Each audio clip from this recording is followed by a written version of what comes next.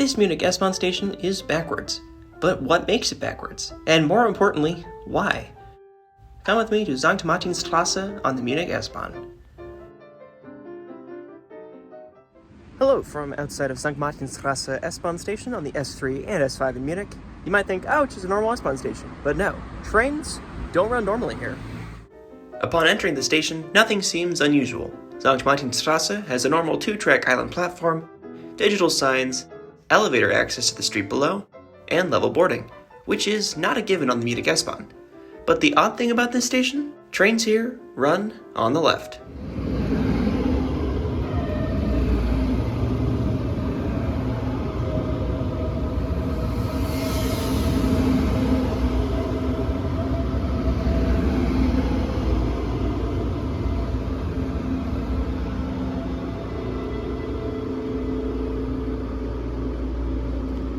In Germany, trains run on the right, just like car traffic here. But München St Martin-Straße, or St. Martin Street Station in English, is different. Trains run on the left, even though S-Bahn trains typically run on the right. So what's going on? Traveling one step up the line to Ostbahnhof, or Munich East Station, gives us our answer. It all comes down to track layout. The S3 and S5 both come out of the downtown tunnel, which is shared by many S-Bahn lines, right-hand running into Platform 4 at Ostbahnhof, serving this massive rail hub on the east side of the city.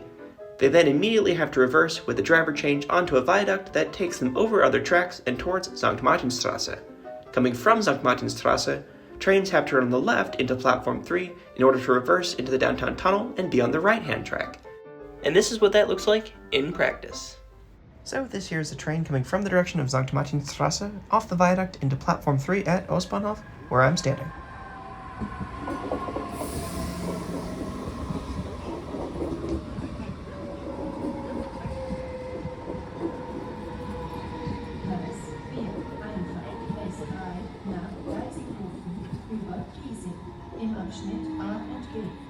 And now that that train has stopped, served Ostbahnhof, people got on, people got off, and it changed drivers, it now heads back in the same direction it came into the platform, except taking the right track on that switch to go into the downtown tunnel, serving places like Marienplatz, Karlsplatz, Stachus, and Hauptbahnhof.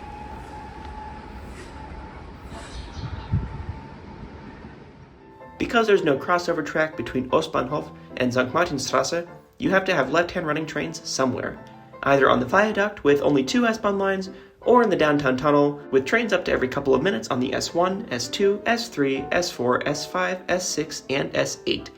Keep in mind, switching trains in the downtown tunnel to run on the left would be a massive operational inconvenience, as it would require an even more precise schedule for crossovers between tracks and potential restructuring of service patterns for regional trains that share tracks with the S-Bahn further out.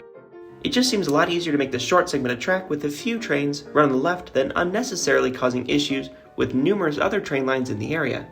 So this means that St. Martin-Straße just operates backwards compared to what the norm is for pretty much the rest of the Munich S-Bahn.